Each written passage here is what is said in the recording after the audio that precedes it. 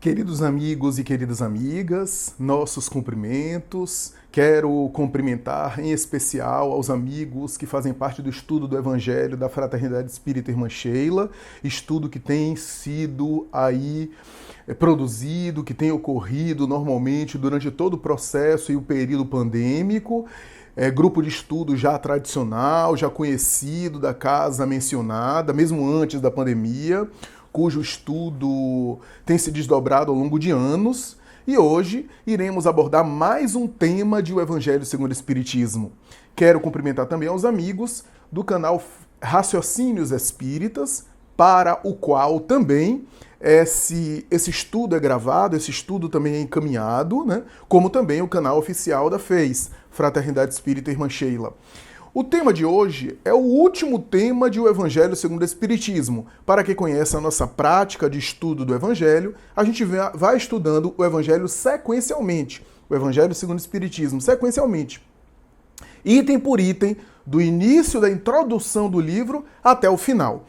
E é claro que ao longo do estudo a gente tem alguns temas paralelos, alguns temas que não estão presentes no Evangelho segundo o Espiritismo, alguns trechos do Novo Testamento que Kardec não introduziu, porque Kardec foi econômico, né? Selecionou aquelas partes essenciais do Evangelho e colocou no Evangelho segundo o Espiritismo para que pudessem ser analisadas, né? Mas há parábolas, há outros trechos do Evangelho de Jesus, né, do ensino de Jesus, que a gente traz, que a gente resgata também, paralelamente ao estudo convencional, né, à espinha dorsal, ao estudo que nós estamos fazendo, seguindo a sequência da obra O Evangelho segundo o Espiritismo, de Allan Kardec.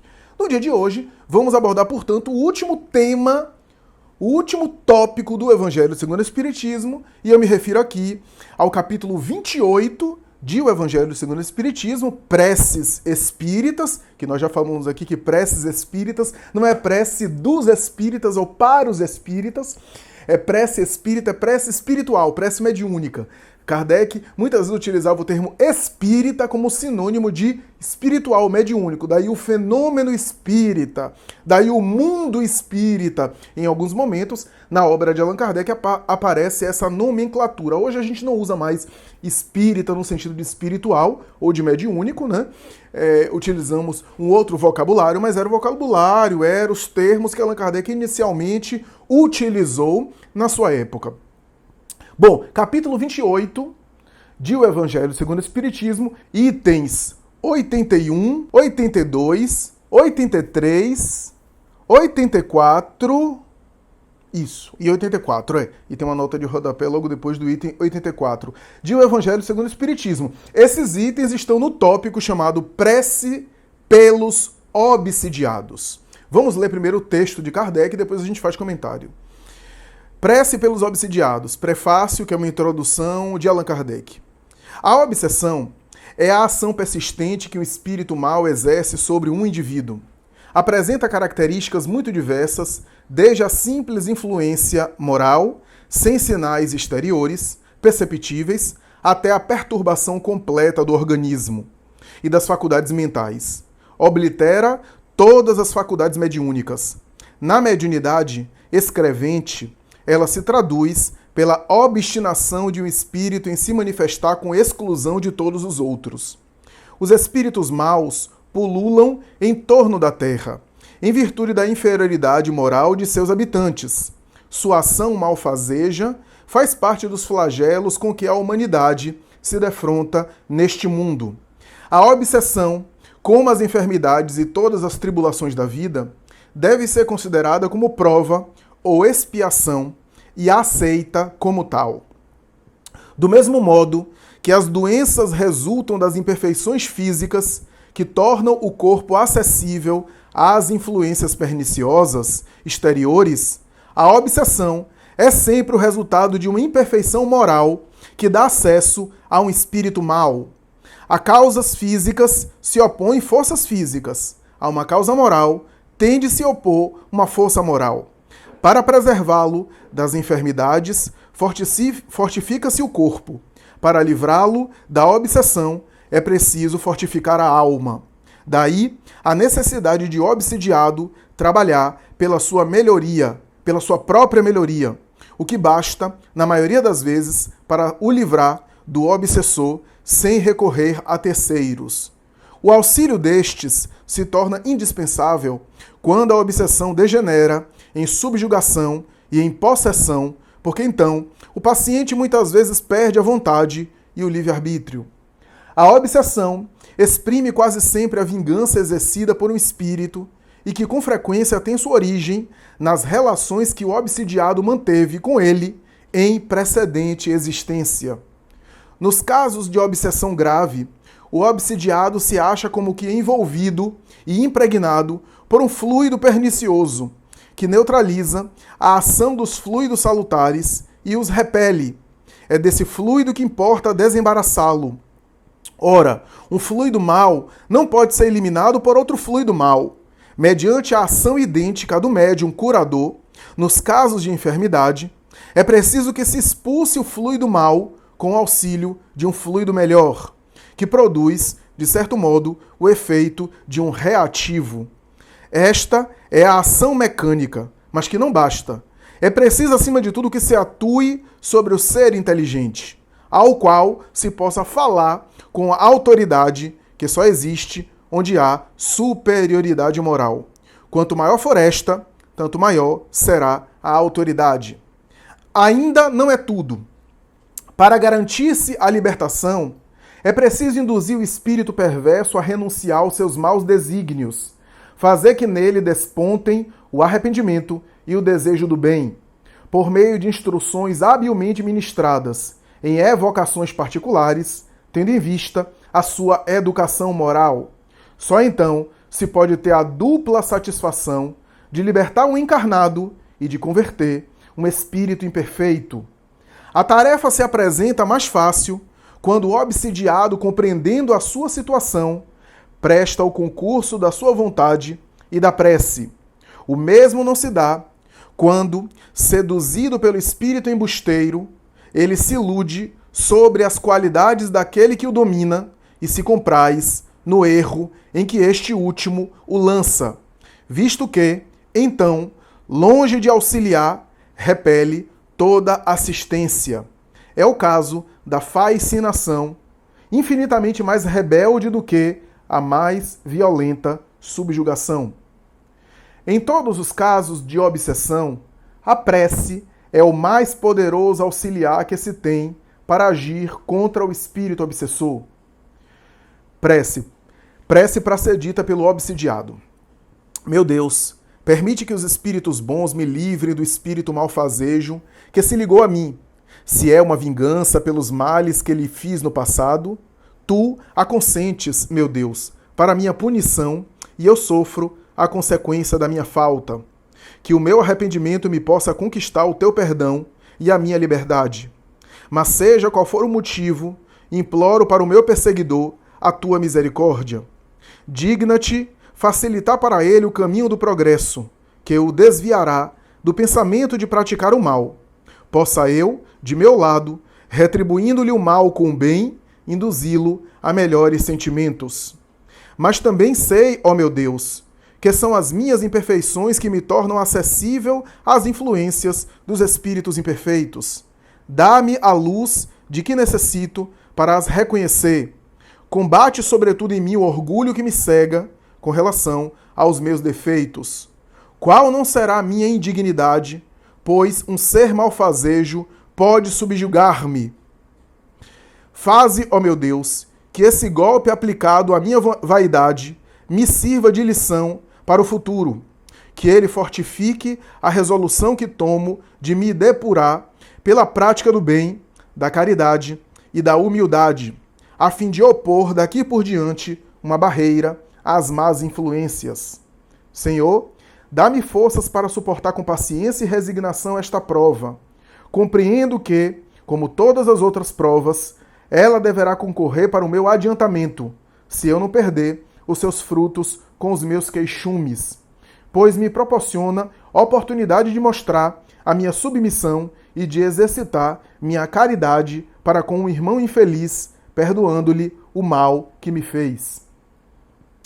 Prece, agora para ser dita pelo obsidiado, ou seja, ou melhor, uma outra prece para ser dita pelo obsidiado. A 82, a primeira foi para ser dita pelo obsidiado e essa também pelo obsidiado. Deus onipotente, digna-te dar-me o poder de libertar fulano. Ah, não, aqui é prece pelo obsidiado.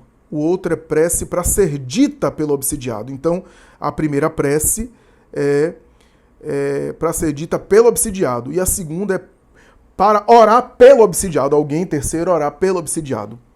Prece. Deus onipotente, digna-te dar-me o poder de libertar fulano de tal. Aí tem um nome para a pessoa citar. Da influência do espírito que o obsidia. Se está nos teus desígnios, por termo a essa prova, concede-me a graça de falar com autoridade a esse espírito.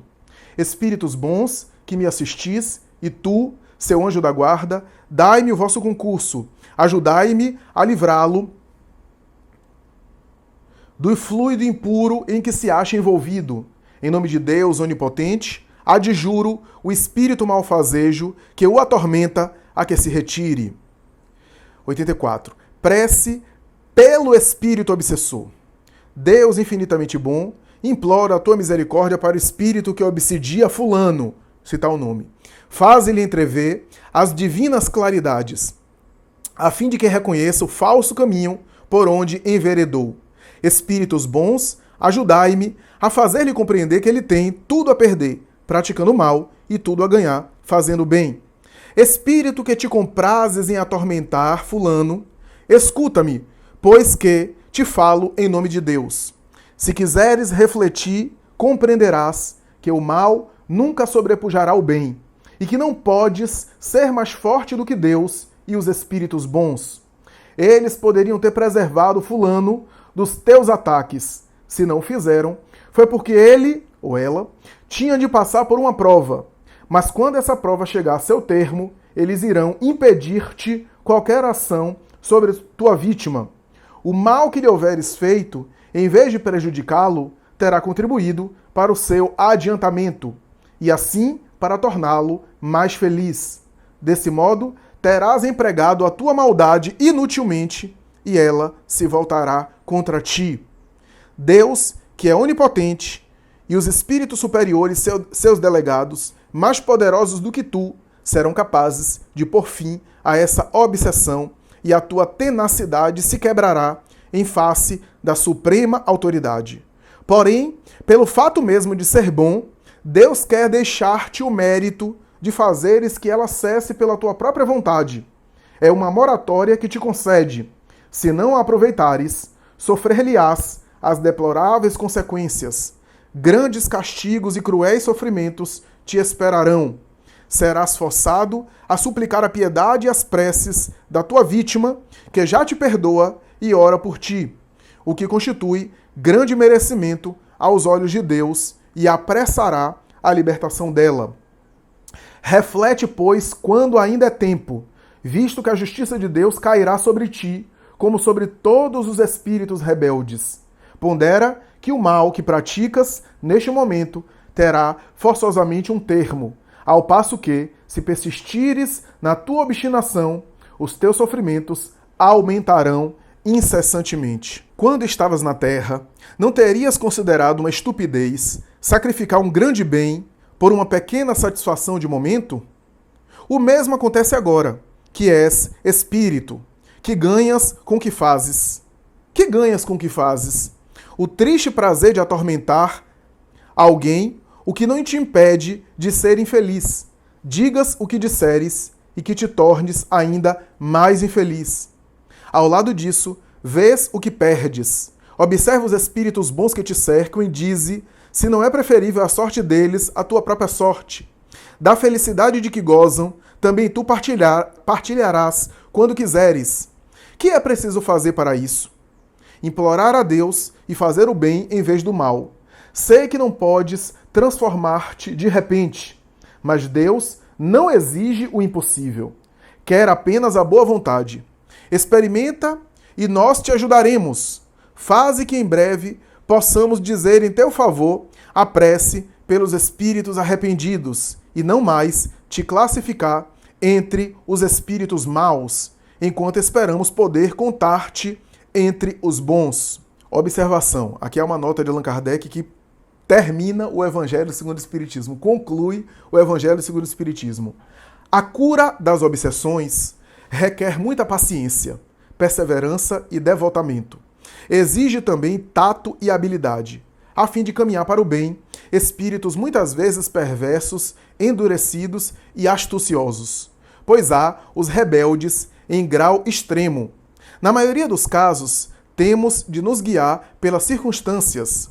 Qualquer que seja, porém, o caráter do espírito, uma coisa é certa: nada se obtém pelo constrangimento ou pela ameaça. Toda influência reside no ascendente moral. Outra verdade igualmente comprovada pela experiência, tanto quanto pela lógica, é a completa ineficiência dos exorcismos, fórmulas, palavras sacramentais, amuletos, talismãs, práticas exteriores ou quaisquer sinais materiais.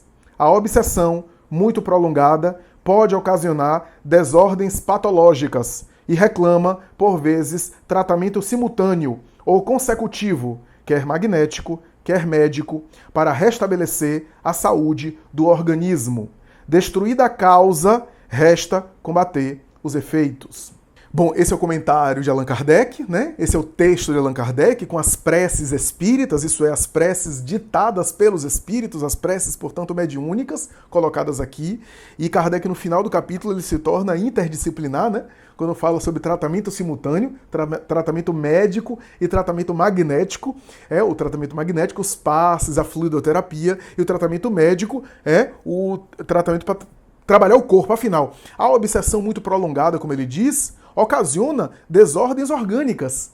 É uma energia negativa, viciada, uma energia... Imaginemos uma eletricidade descarregando no cérebro durante muitos anos. É natural que o cérebro repercuta e pode, de alguma forma, produzir tanto efeitos psicossomáticos, no sentido de efeitos orgânicos, efeitos físicos da obsessão, como também transtornos psíquicos sérios, isso é, transtornos ali psicóticos, transtornos inclusive mentais, porque inclusive a bioquímica cerebral pode mudar com aquela ação mental de um espírito perturbador durante anos em relação à sua vítima. Então Kardec aqui é interdisciplinar, ele faz uma abordagem aqui de inclusão, razão pela qual nós espíritas não devemos ficar combatendo a medicina e nem nenhuma ciência de saúde.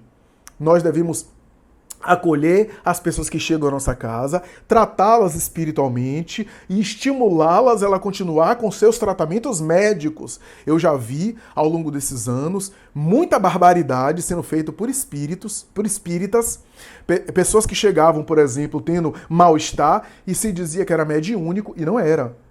Era epilepsia, era uma convulsão, era algum transtorno orgânico, era um quadro psiquiátrico e não mediúnico, porque há diferenças, e há também, inclusive, casos extremos, por exemplo, pessoas que estavam caindo no chão. Eu já vi uma pessoa que estava caindo no chão, mal-estar, que tinha meningite, e o espírita do centro, a médium do centro, recomendou para que essa pessoa abandonasse seus tratamentos médicos e ficasse fazendo desobsessão ou tratamento com passe. E a pessoa faleceu.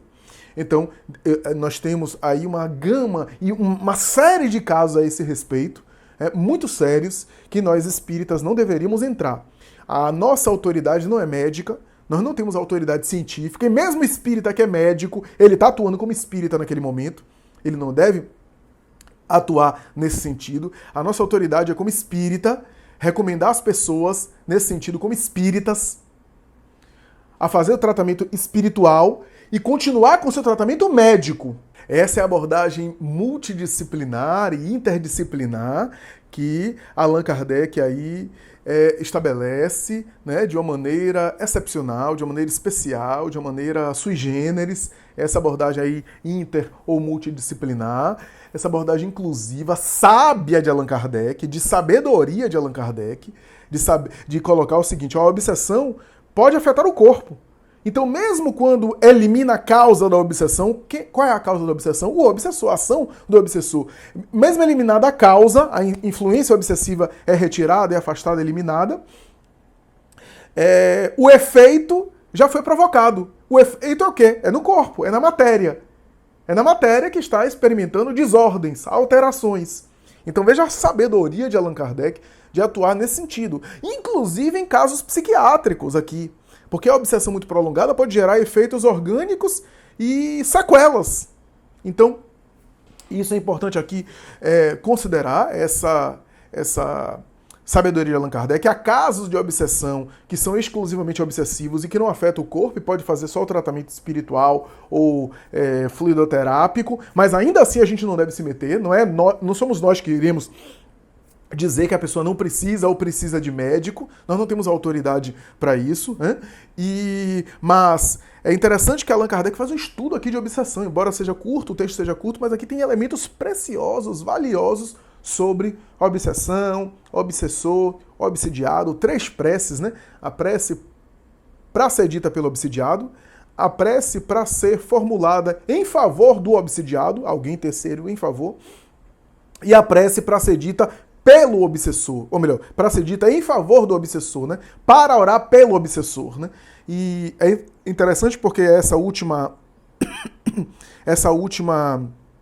prece, a prece em favor do obsessor, é interessante porque essa prece parece uma doutrinação. Tem os elementos ali, os argumentos que muitos de nós, doutrinadores, utilizamos na prece. Que é o quê? Pare para pensar, o mal tem duração temporária, só o bem tem duração eterna, ninguém foge da sua consciência. Se ele te fez o mal e você está se vingando, você está se tornando igual a ele ou pior, e está se tornando infeliz. Mas cedo ou mais tarde, quando o débito dele for liberado e ele não precisar mais sofrer sobre a sua influência, porque isso é permitido por Deus, no momento que Deus não quiser permitir isso, os espíritos bons que atuam em favor da sua vontade impedirão o seu acesso. Está sendo permitido para que vocês aprendam juntos com os erros e você tenha tempo e mérito para atuar de tal forma que você escolha perdoar, escolha seguir adiante. Mas se você continuar insistindo assim, você pode até lesar ele, pode até prejudicar ele, mas você vai se tornar mais infeliz e com mais débitos. E com débitos, você está produzindo sofrimentos futuros para você. Então, esse tipo de essa prece aqui que está sendo feita, é uma prece que tem também o conteúdo, o raciocínio, os pensamentos e os argumentos que a gente utiliza na doutrinação para dialogar e para fazer o espírito pensar, refletir. Mas como diz Allan Kardec, no caso de conversar com um ser inteligente, olha só, Kardec nesse texto ele previu as reuniões de desobsessão como nós atuamos hoje, como nós fazemos hoje nas casas espíritas. O termo desobsessão não havia na época de Allan Kardec. Esse termo possivelmente é um termo que foi inicialmente usado por André Luiz, por causa de uma obra dele chamada Desobsessão, e a partir daí eu acho que o termo se proliferou para diferenciar aquelas manifestações mediúnicas de socorro, que são os espíritos que incorporam no médio, que falam que morreram, ou que não sabem onde é que estão, ou seja, que desencarnaram e não sabem que estão desencarnados, que acham que estão encarnados ainda, e os espíritos e as incorporações e os transes mediúnicos que são de desobsessão, que são aqueles espíritos mais rebeldes, mais endurecidos, mais voltados para o mal, voltados para a vingança, voltados para prejudicar determinado encarnado, que também faz parte aí dessa ocorrência, dessa dinâmica, desse movimento aqui de obsessão. Então, é interessante também aqui pontuar que Kardec vai dizer o seguinte: é preciso, em alguns casos, agir sobre o ser inteligente, não apenas fluidicamente. O sujeito obsidiado está envolvido, impregnado por um fluido mal, e às vezes é difícil desembaraçá-lo. Esse fluido mal, essa vibração pesada, é uma espécie de nuvem, de névoa que faz ele não ver as coisas com clareza, com lucidez. Esse é o processo obsessivo já mais acentuado. Porque o processo obsessivo tem graus, tem gradação. Ele vai se acentuando, tá? Por isso que Kardec chamou obsessão simples, fascinação, subjugação. Na obsessão simples, um desconforto, um mal-estar. Se a pessoa é média, a pessoa sabe que está sendo atacada. Se a pessoa não é média, ela às vezes não sabe que está sendo atacada, mas ela sabe que tem algo de errado. Obsessão simples, uma influência. Às vezes o espírito não quer se disfarçar, ele não quer agir de maneira sutil para o encarnado não saber. Ele ataca mesmo, ele causa mal-estar. E aí Obsessão simples. A prece, a mudança de pensamento, a mudança moral, a saída da faixa, ok. A obsessão pode se acentuar e se tornar fascinação. A fascinação é quando o espírito, muitas vezes inteligente, astuto, induz ao indivíduo a achar que tudo aquilo que ele está fazendo está certo. Sabe aqueles indivíduos que são donos da verdade? Aqueles indivíduos que se acham máximo, aqueles indivíduos que sempre estão certos, só eles estão certos. Tem uma espécie de delírio, de ilusão ideológica narcisista. Se ele é médio, ele se acha um missionário, ele acha que ele é um ser especial na Terra e que todo mundo que chama a atenção dele, que procura de alguma forma alertá-lo, é alguém que quer atrapalhar e desviar ele da missão dele. Então é um indivíduo profundamente iludido e, como diz Kardec, chega a ser às vezes mais grave do que o outro nível, o nível mais acentuado, que é o nível da subjugação. A fascinação, porque o próprio sujeito não se reconhece necessitado e o próprio sujeito impede a terapêutica, evita a terapêutica porque se acha correto, se acha que está tudo bem. Ele acredita que está tudo bem. Na fascinação, há uma espécie de suspensão ou de supressão de critério crítico, de capacidade crítica, de se avaliar, de se analisar. Então é a supressão da autocrítica. E isso é super interessante. A fascinação pode evoluir para um processo onde o espírito domina mais acentuadamente o encarnado a ponto de entrar no quadro de subjugação. A subjugação, que no passado era chamada de possessão ou possessão demoníaca. Kardec não preferia tanto esse termo, porque o termo possessão dá a ideia de o espírito tomar posse do corpo. Na verdade, o espírito não toma posse do corpo, porque aquele corpo já tem um espírito, que é o espírito encarnado. Ele, na verdade, tem uma influenciação. Mas, às vezes, a influenciação é de tal domínio, a influenciação é de tanta contundência, é de tanto constrangimento, que acaba produzindo domínio de tal forma que o sujeito perde o livre-arbítrio.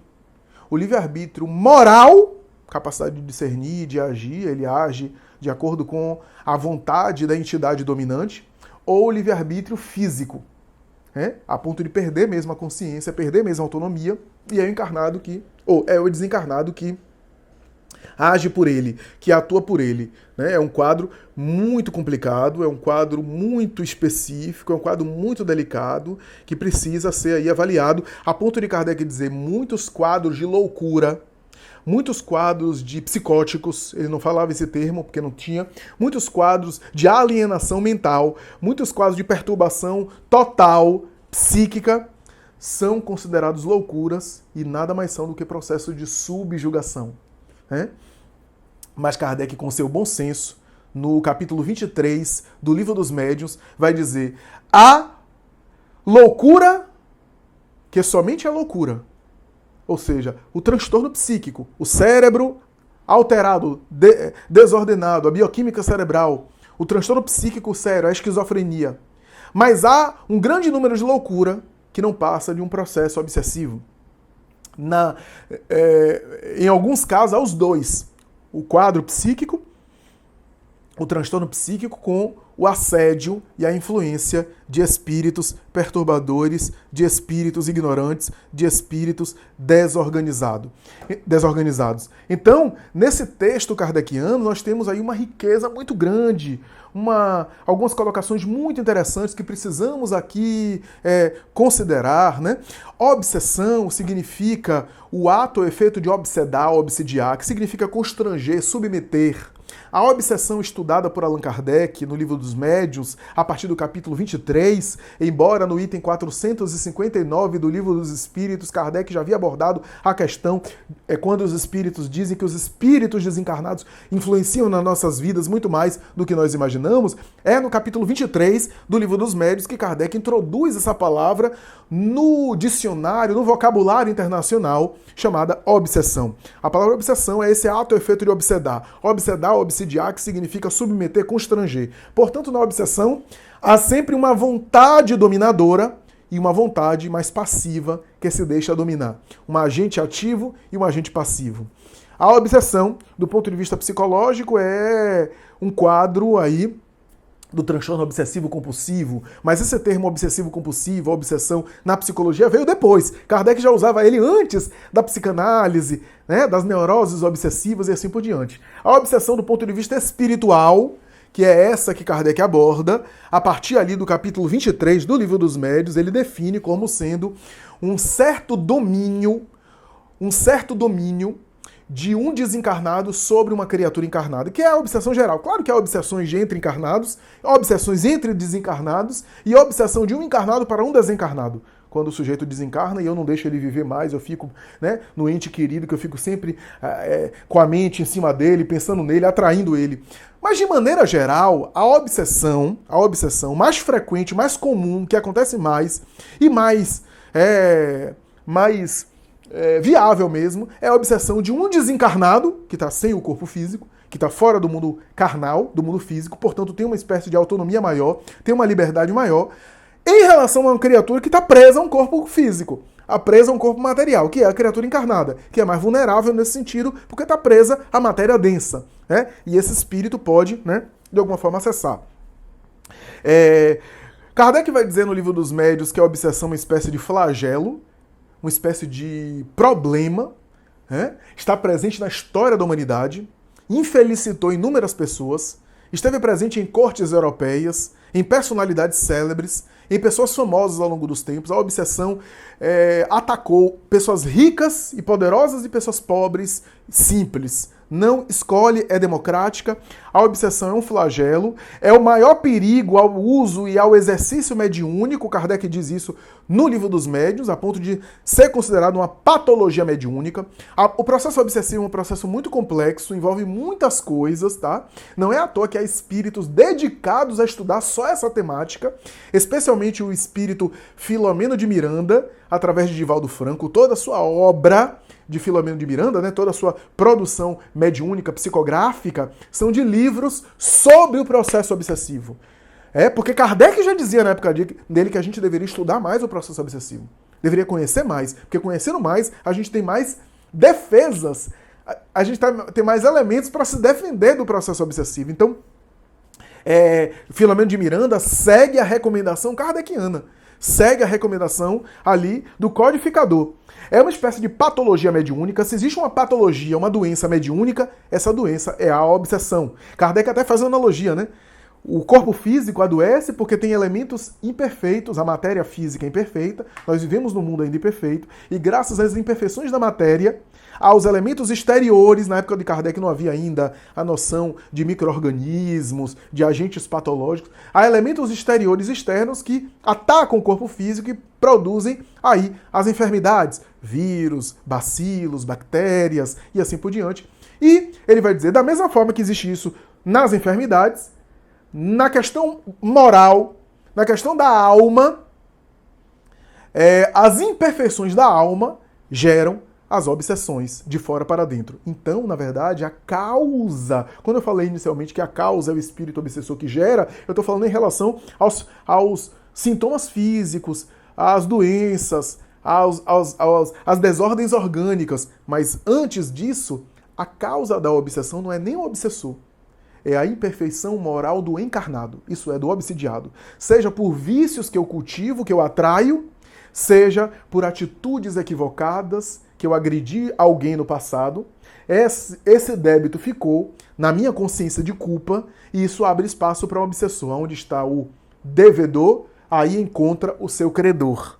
Nas obras de Filomeno, isso é abordado com detalhes, isso é abordado com minudência, eu não vou aqui explorar muito, mas eu queria dizer que esse texto de Kardec aborda sutilmente a ação do obsessor, o reflexo da obsessão no obsidiado, físico e mental, aborda a questão mediúnica de doutrinação, de desobsessão, que não havia na época de Kardec, mas vai haver mais no futuro. O próprio Kardec já chegou a conversar, vai falar da necessidade de uma ação fluidoterápica, porque o sujeito obsidiado é envolvido em fluidos negativos, mas também de uma ação inteligente. Qual é a ação inteligente? A doutrinação. Ele vai dizer que nos casos de subjugação é necessária a assistência de um terceiro. Por quê? Porque o subjugado já está dominado completamente. Ele perdeu a autonomia. Ele não tem capacidade de fazer esforço nenhum para melhorar. Ele está aí, um terceiro agindo, conversando com o espírito. No passado se fazia muito isso com o próprio obsidiado, porque o próprio obsidiado está sendo um médium ali. Por isso que todos nós somos médios. Todos nós podemos ser obsidiados. O próprio obsidiado estava sendo médium ali. E muitas vezes no passado se conversava com o espírito através do paciente. Né? Hoje é uma tendência, ainda que possa acontecer em alguns casos, mas como o paciente é um médium que não tem educação mediúnica, pode gerar um estardalhaço, pode bater, pode quebrar. O ideal é pegar um médium educado que possa concentrar e atrair a entidade, claro que sob a permissão dos benfeitores, dos espíritos bons, atrair a entidade para a entidade se manifestar através daquele médium que já é educado e que já é controlado e o doutrinador conversar. No passado, às vezes, se agia diretamente, mas tem que haver uma intervenção de um terceiro quando acontecem os quadros de subjugação. Agora, nos outros casos, fascinação, obsessão simples, qualquer outro caso que o encarnado tenha lucidez, ele precisa se esforçar para melhorar. Para ele sair do processo obsessivo, a desobsessão, o passe, tudo isso vai ser muito bom. Mas se ele não mudar de percepção, ele vai continuar atraindo o obsessor. O obsessor ou os obsessores. O que é que adianta um obsessor ser doutrinado, um obsessor ser sensibilizado e seguir adiante, livrar-se da, abortar aquele propósito, aquele desejo de vingança, ir em frente, realizar o seu processo evolutivo, ficar bem, mas se o encarnado continuar mal, vibrando negativamente, ele vai atrair outra entidade para obsidiá-lo. Então, a causa está no sujeito. Nessa ação mental. Então é interessante a gente pensar sobre isso, a gente refletir sobre essa conjuntura, sobre essa realidade da obsessão, que Kardec explica aqui muito bem, explica de uma forma bastante eloquente, bastante significativa, que vale a pena a gente aqui estudar. Eu só estou dando pinceladas aqui gerais, mas o processo obsessivo é muito mais complexo, é muito mais profundo, é muito mais cheio de detalhes nesse sentido. É interessante Allan Kardec falar, dialogar com o ser inteligente para convencê-lo. E aí ele diz, autoridade moral. Por que autoridade moral? Porque no caso de uma doutrinação, de um diálogo com o espírito desse, a gente vai precisar convencer o espírito que a sua lógica está equivocada, para ele parar para refletir, para ele parar para pensar, para ele perceber que a lógica dele está equivocada, que esse plano de vingança só vai gerar mal para ele, prejuízo para ele. Então, a primeira coisa é essa, porque ele pare para raciocinar nesse sentido, que ele seja convencido da lógica, mas também que ele seja sensibilizado. E aqui vale a pena eu citar o que Allan Kardec diz, é necessário ter autoridade moral. Os espíritos têm dito que, sabe por quê? Muitas vezes a gente não vê as curas de obsessões, como acontecia no passado, na época de Bezerra de Menezes, de Eurípides Bassanufo, de Zilda Gama, de Anália Franco. Sabe por quê? Porque os doutrinadores, às vezes, não temos autoridade moral. Não temos uma conduta moral equilibrada a ponto de ter autoridade para falar com os espíritos. Jesus falou isso em relação aos apóstolos, quando um lunático, um sujeito que chegava a cair, babar sangue, e o pai do menino pediu ajuda aos apóstolos, eles não conseguiram curá-lo. E Jesus falou, porque a essa classe de espíritos são necessários jejum e oração. A essa classe, se Jesus falou a essa classe, é porque tinha várias classes, não apenas uma, tinha pelo menos mais de uma. E quando ele fala jejum e oração para se vincular a Deus, e jejum não é o jejum do estômago, é o jejum dos vícios. Jejuar o egoísmo, jejuar o orgulho, jejuar as paixões, jejuar a inveja, o ciúme, jejuar os sentimentos inferiores, a mágoa, fazer jejum das imperfeições morais para ter autoridade moral. Jejum e oração para ter autoridade moral de conversar com os espíritos. Então, essa autoridade moral é essencial. Eurípides Bassanufo, Bezerra de Menezes e outros, às vezes nem diziam tanta coisa aos espíritos, nem falavam muito. Só diziam, meu filho, o que é isso? Pra que continuar? Eu me importo tanto com você como com ele. Eu não quero ver vocês destruindo. Pra que isso? Só esse tipo de conselho, esse tipo de diálogo. Às vezes não falavam muitas coisas, não falavam muitas palavras rebuscadas, não utilizava de uma argumentação tão sofisticada assim, só falava isso. E a entidade entrava em choro, começava a chorar em pranto. Por quê? Porque não era apenas o discurso intelectual que eles diziam, mas a vibração de afeto que eles emanavam. A autoridade moral de falar com esses espíritos. Quantas vezes, em reunião mediúnica, a gente vê entidades dizendo mais ou menos assim, quem é você para me dar conselho? Quem é você para me falar alguma coisa? Você é igual a mim. Eu sei porque eu lhe acompanho. Eu lhe vejo no dia a dia. Quem é você para me pedir para mudar de conduta se você tem uma conduta igual ou pior do que a minha? Porque eles sentem muito mais a vibração da autoridade moral do que as palavras que são ditas. Embora, eu repita, as palavras também são importantes para levá-los a compreender, a convencer-se de que estão equivocados. Mas não basta, é necessário ter autoridade moral para falar com essas entidades. E a prece que é colocada aqui pelos espíritos Allan Kardec é também uma espécie de doutrinação, né? De diálogo com sentimento, porque a prece, né, tem um sentimento. Então, nós temos aqui essas características. É interessante que Kardec define a obsessão de novo. Ele já havia definido no Livro dos Médiuns, ele volta a dizer a ação persistente que um espírito mau exerce sobre o indivíduo. A ação persistente de um espírito mau sobre um indivíduo é a obsessão. Portanto, não é uma influência. Influência negativa, influência perturbadora, todos nós sentimos em algum momento. É só a gente ficar de mau humor, é só a gente oscilar um pouco emocionalmente, é só a gente acordar mais irritado. A gente sintoniza numa faixa e é influenciado. Influencia todos nós. A obsessão é a ação persistente. E Kardec diz, no médium existe uma exclusividade, ou seja, o espírito se manifestar exclusivamente. Quando o médium só recebe um espírito, possivelmente é uma obsessão.